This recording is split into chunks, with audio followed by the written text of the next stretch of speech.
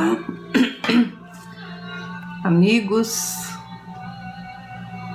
mais uma vez juntos para a nossa palestra de desobsessão, pedindo a Deus e a Jesus que nos acompanhem, esses espíritos amigos também que se interessam por nós, que possam nos auxiliar para o entendimento desses conhecimentos que vamos ter, que eles possam ser usados, vivenciados em nossas vidas para a prática, para que esse conhecimento sobre Jesus, sobre o Evangelho, sobre as leis divinas venham a fazer parte do nosso dia a dia.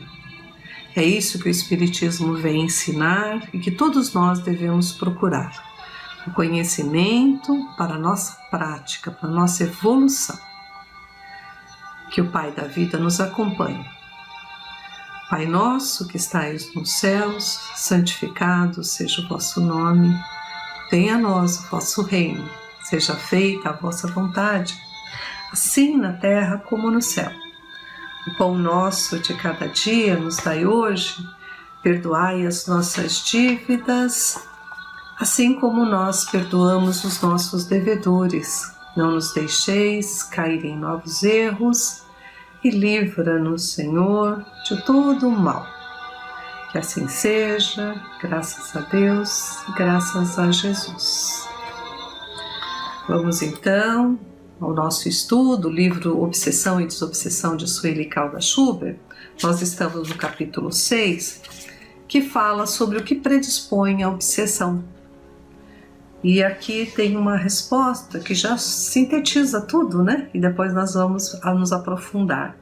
As imperfeições morais dão a oportunidade à ação dos espíritos obsessores. Isso está no livro dos Médiuns, no item 252 de Allan Kardec.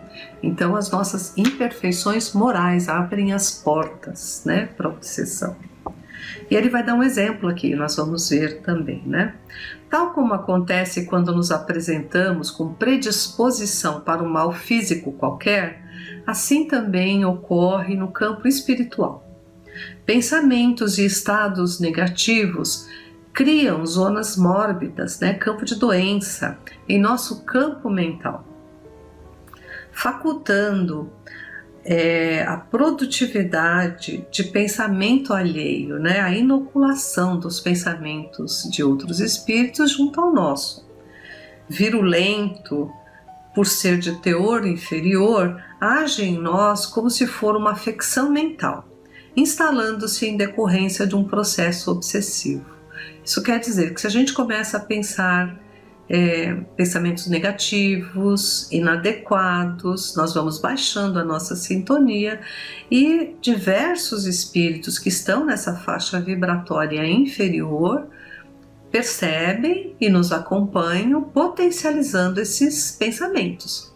Então, por isso, da nossa orai e vigiai, dos nossos pensamentos serem sempre para o bem, a nossa prática do dia a dia, que vamos fazendo um escudo de proteção para a obsessão. Somente existe a obsessão porque há endividados, criaturas que se procuram através dos tempos para acertar os débitos do passado.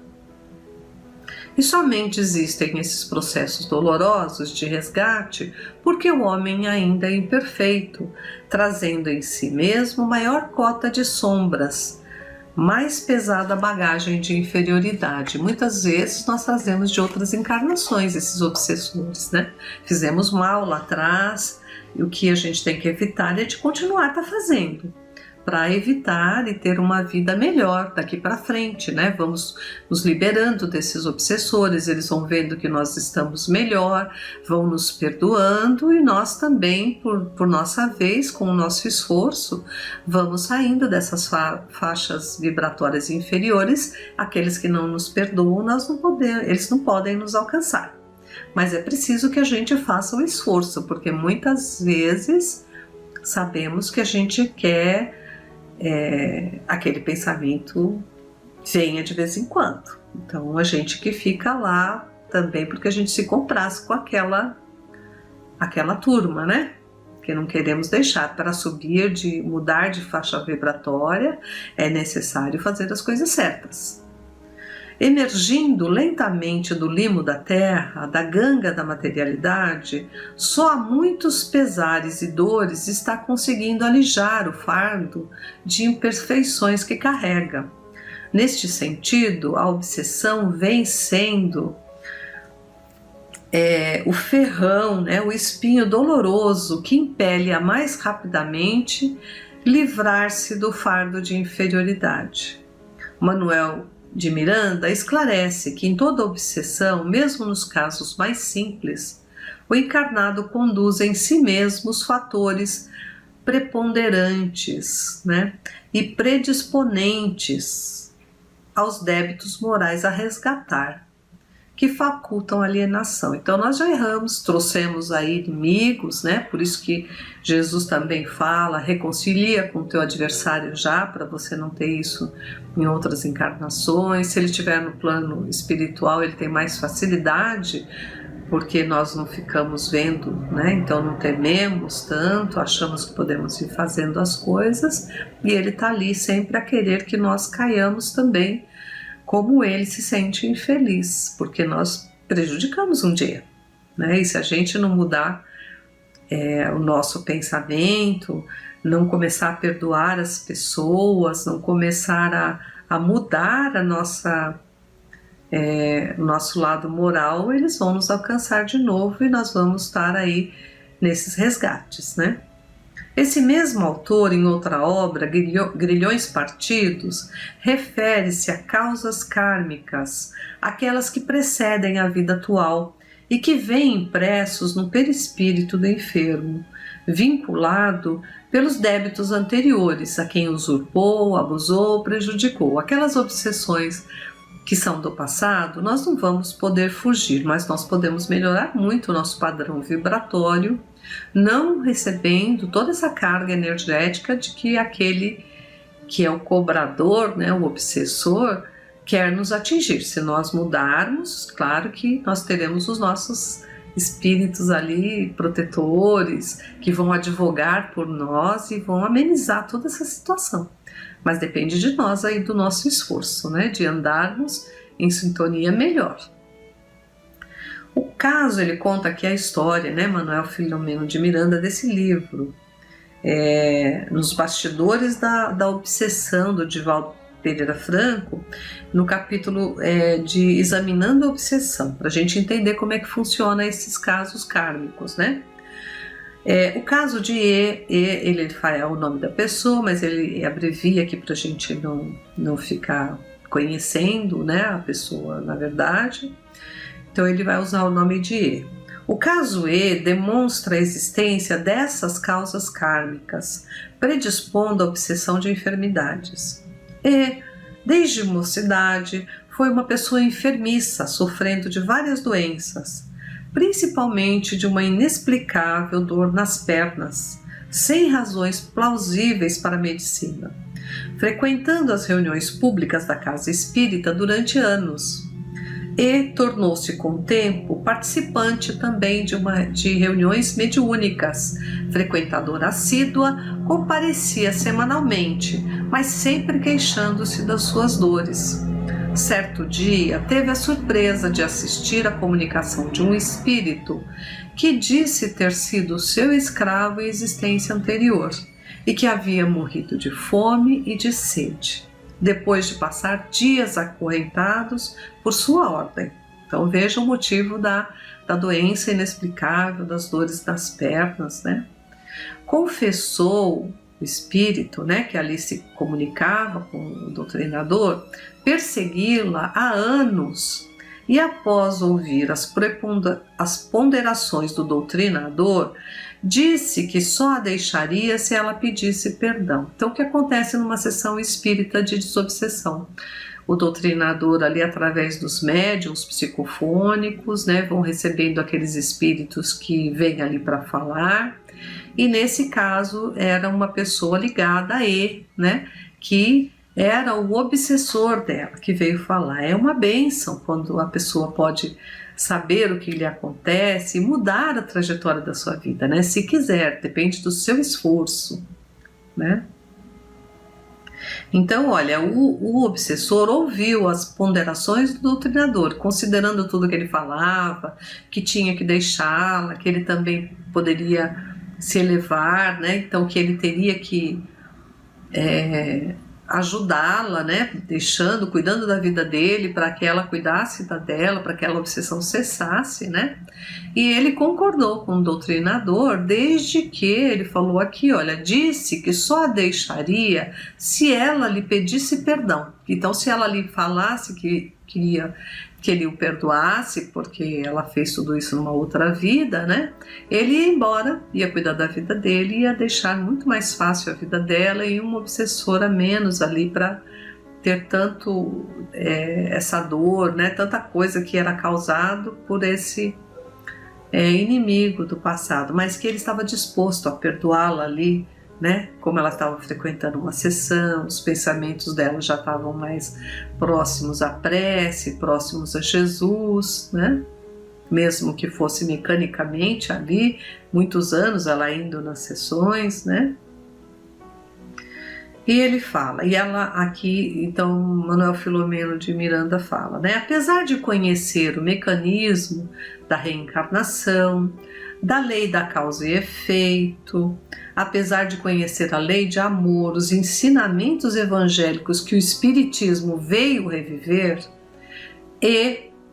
recusou-se a pedir perdão a um negro escravo, evidenciando todo o orgulho que ainda carrega dentro de si. É que, na realidade, embora conhecendo a doutrina, ainda não a sentia no coração.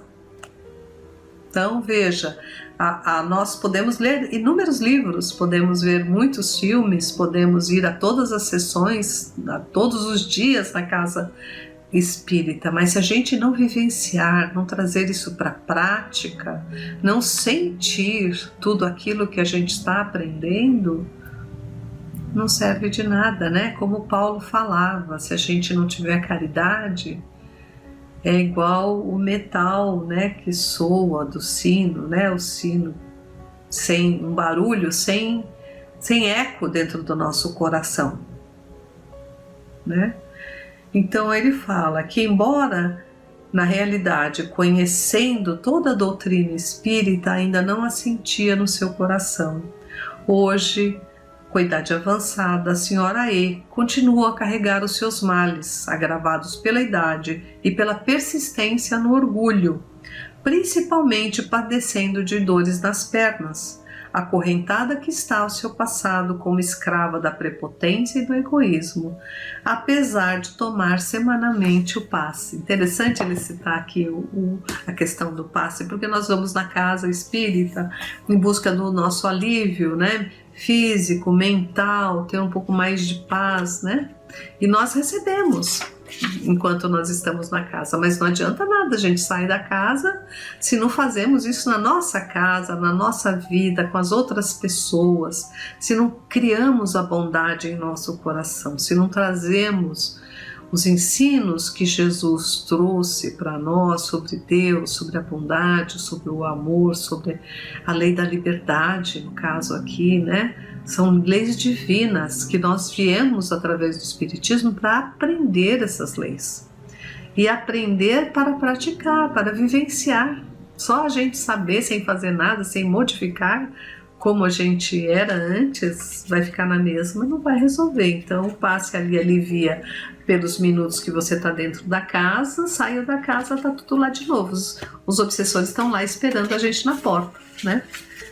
E a gente sabe que muitos deles, quando a gente sai modificado da casa, eles não conseguem ver a gente vai embora para nossa casa e ali fica, né, um padrão vibratório maior e eles não conseguem nos alcançar, às vezes até por uma semana, 2, depende do nosso esforço em manter o pensamento elevado. E é assim, cada dia vencendo o dia, né? Vencendo, sendo melhor, a cada dia vamos nos livrando deles e vamos pedindo perdão por tudo que fizemos, né? Se eles não quiserem nos perdoar, aí são eles que vão sofrer, né? Mas nós vamos ter que modificar. Mas se não modificarmos, não tem o que esperar, né? Vai ser a mesma coisa. No Livro dos Espíritos tem a questão 511. Olha, ela é do capítulo 9, que fala das intervenções do espírito no mundo corporal, né? Além do espírito protetor, um mau espírito é ligado a cada indivíduo, tendo em vista compeli-lo ao mal e fornecer uma ocasião de lutar entre o bem e o mal? Aí os espíritos respondem, né? Não é ligado. Ligado não é o termo. É bem verdade que os maus espíritos procuram nos desviar do bom caminho quando encontram oportunidade. Mas quando um deles se liga a um indivíduo, o faz por si mesmo, posto que espera ser escutado. Então há a luta entre o bom e o mal, e vence aquele que o homem deixa imperar sobre si. Então veja, existem sim os espíritos que nos querem mal. Aliás, nós fizemos alguma coisa, esses espíritos não são, eu vou fazer mal para fulano, para ciclano, sem ter um motivo. Eles têm lá os motivos deles, né? Às vezes nós não sabemos, não nos lembramos, porque são de encarnações passadas, mas é aquela frase, né? Quem bate não lembra, mas quem apanha lembra sempre, né? Então eles vêm atrás da gente por esse motivo, mas se eles não encontrarem ódio, rancor, encontrarem pessoas que estão lutando para serem melhores, eles próprios, através dessas sessões, né, ali como o Manuel de Miranda falou, aproveitam uma oportunidade e muitas vezes eles se redimem primeiro do que o encarnado, né? Os desencarnados escutam, perdoam e vão embora. Nós é que temos dificuldades de perdoar mais facilmente. E uma das portas que a gente abre, está no Evangelho segundo o Espiritismo, é a cólera. A cólera fala que um espírito protetor, Bordeaux, 1863, é do capítulo 9, Bem-aventurados, mansos e pacíficos. Porque nós vamos falar dela também, aí que ela falou do orgulho, né? Ela não perdoou por orgulho, apesar de conhecer a doutrina, estar frequentando a casa, recebe muitos benefícios, mas tem que fazer a parte dela e não faz, né? O esforço dela não foi feito, por isso continua até hoje ali no sofrimento, né? O orgulho vos leva a vos julgardes mais do que sois, a não aceitar uma comparação que vos possa rebaixar, e a vos considerardes, ao contrário, de tal maneira acima dos vossos irmãos, seja na finura do espírito, seja no tocante da posição social, seja ainda em relação às vantagens pessoais, que o menor paralelo vos irrita e vos fere. E o que acontece então? Entregai-vos à cólera. Procurai a origem desses acessos de demência passageira que vos assemelham aos brutos, fazendo-vos perder o sangue frio e a razão. Procurai-a e encontrareis quase sempre por base o orgulho ferido. Não é acaso o orgulho ferido por uma contradita que vos faz repelir as observações justas e rejeitar, encolerizados, os mais sábios conselhos? Então veja, os dois ali estavam perante o doutrinador, perante espíritos amigos que trouxeram para o entendimento, e nenhum dos dois recuou, né, pelo orgulho. Até mesmo a impaciência causada pelas contrariedades em geral pueris decorre da importância atribuída à personalidade perante a qual julgais que todos devem curvar-se. No seu frenesi, o homem colérico se volta contra tudo, a própria natureza bruta, aos objetos inanimados, que despedaça por não obedecerem. Como a gente vê isso, né? Pessoas que descontam ali, quebrando coisas, né? Batendo, fazendo chutes, né? se nesses momentos eles pudessem ver-se a sangue frio, teria horror de si mesmo ou se reconheceriam ridículos, né? Se visse num espelho, se essas cenas de cólera nossas fossem gravadas, nós teríamos vergonha de ver, né? E nós vamos ver aí no mundo espiritual, muitos têm que assistir ao que fizeram, né? Porque não se lembram, né? Encobertam, e aí vão se dar de frente a situações que vão nos causar vergonha, né? Nos reconheceríamos, olha que ridícula essa situação que eu fui fazer, né? Que julgue por isso mesmo a impressão que deve causar aos outros.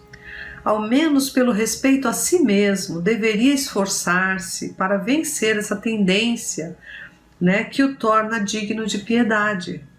Se pudesse pensar que a cólera nada resolve, que ela lhe altera a saúde, compromete a sua própria vida, veria que é ele mesmo a primeira vítima. Mas ainda há outra consideração que o deveria deter, o pensamento de que ele torna infelizes todos aqueles que o cercam. Os outros ficam envergonhados, né? Se tem coração, não sentirá remorso por fazer as criaturas sofrerem que mais ama? E que mágoa mortal não sentirá se num acesso de arrebatamento cometesse um ato que teria que recriminar-se por toda a vida? Quantos fazem atitudes que se arrependem o resto da vida, né, no momento de cólera? Em suma, a cólera não exclui certas qualidades do coração, mas impede que se faça muito bem e que pode levar a fazer muito mal. A cólera pode levar a fazer muito mal, né? Isso deve ser suficiente para incitar os esforços para dominá-la. O espírita, aliás, é incitado por outro motivo, a de que ela é contrária à caridade e à humildade cristã. Então veja que o orgulho, ele traz a cólera, traz outros, como eles falam aqui, né? A indisciplina, a desobediência, né? Não se resignar, e traz outras tantas portas que abrem, né? Não só para aquele obsessor já do passado, mas nós vamos ganhando mais inimigos, porque todos têm os seus espíritos protetores, vocês não acham? Se a gente tem o nosso, tem uma turma que se interessa por nós, temos os nossos familiares que nos ajudam sempre em situações, aquele obsessor também tem.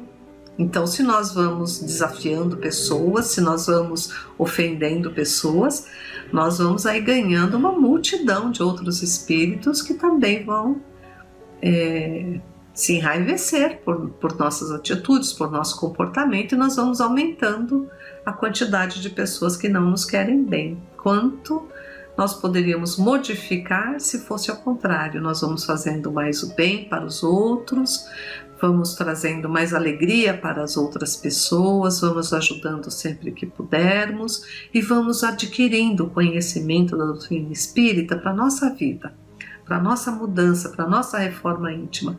Assim, nós vamos providenciando um escudo de proteção, e quando formos ver, já estamos longe desses obsessores, ou eles nos perdoam também, né? Que é a grande atitude que nós deveríamos ter também para com eles, perdoar, né? Para a nossa modificação, para a nossa melhoria. É isso, gente. Muito obrigada por hoje. Vamos pedindo também por todos aqueles que se sentem aflitos, necessitados, e que para esse conhecimento seja gravado em nosso coração e por todo sempre possamos utilizar, né? Principalmente nos momentos de necessidade que vamos enfrentar. Agradecemos a Deus e a Jesus por tudo que temos, por tudo que somos. E até a próxima semana com o nosso estudo, né? Que ele seja proveitoso para todos nós podermos refletir e trazer esses conhecimentos para a nossa vida. Então vamos à nossa prece. Pai nosso que estais nos céus, santificado seja o vosso nome, Venha a nós o vosso reino, seja feita a vossa vontade, assim na terra como no céu. O pão nosso de cada dia nos dai hoje, perdoai as nossas dívidas, assim como nós perdoamos os nossos devedores. Não nos deixeis, Senhor, cair em novos erros e livra-nos de todo mal, que assim seja, graças a Deus e a Jesus.